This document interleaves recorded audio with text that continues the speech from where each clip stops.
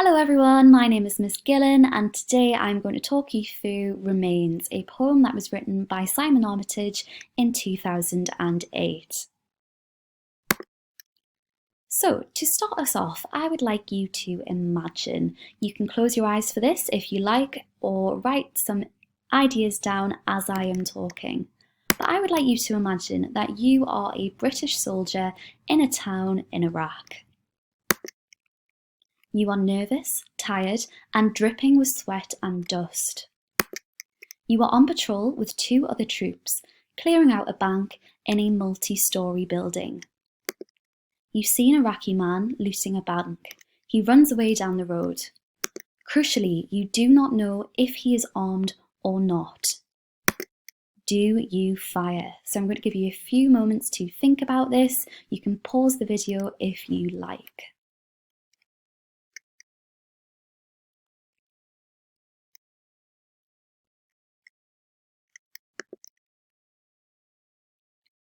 So this man pulled the trigger. His name is Guardsman Tromans, and poet Simon Armitage wrote the poem Remains to tell his story. So firstly, I would like you to listen to the poem being read, and you can do that by clicking on the link. Ideas to consider whilst you are listening to this poem. Why is the poem called Remains? What is the most powerful line?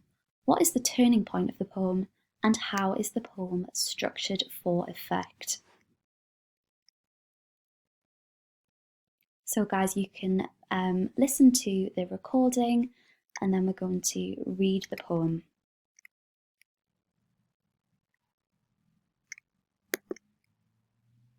So everybody, welcome back. You should have listened to the poem in full. Now it is time to read the poem. You can either read this in your head or you can read it out loud and really think about how certain pieces of language are emphasised and how the poem is structured for effect. So I'm going to give you a few moments to read the poem.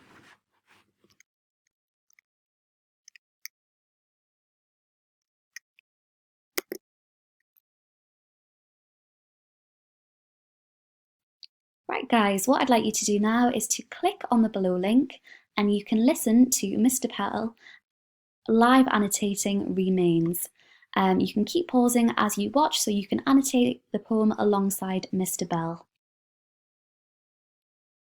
So please click on the link below.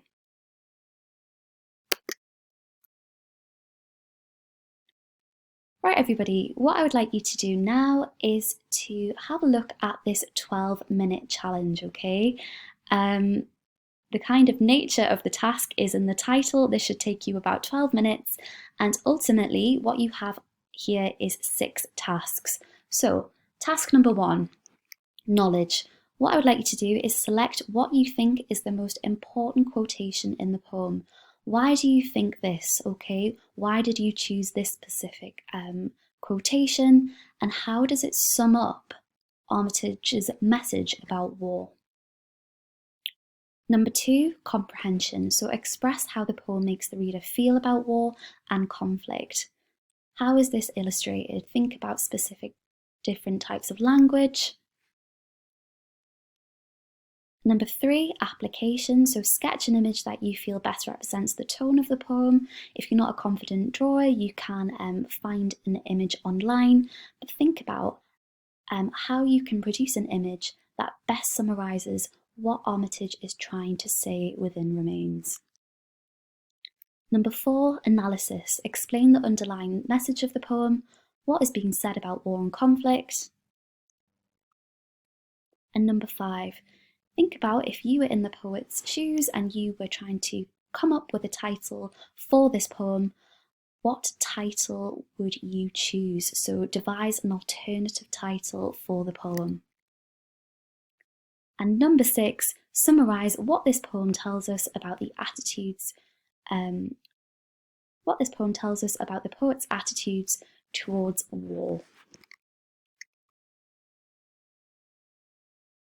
So 12 minutes to do this challenge.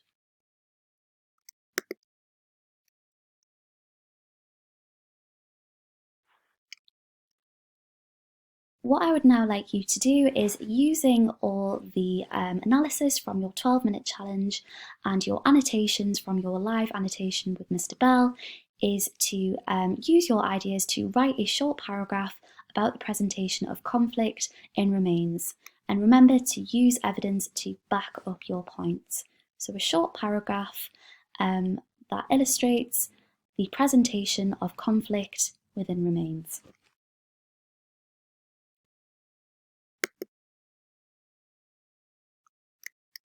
And finally, for those who are really quite ambitious and who are looking for higher grades, you can watch this video and add any interesting bits of information to your notes. Well done, everyone. Thank you.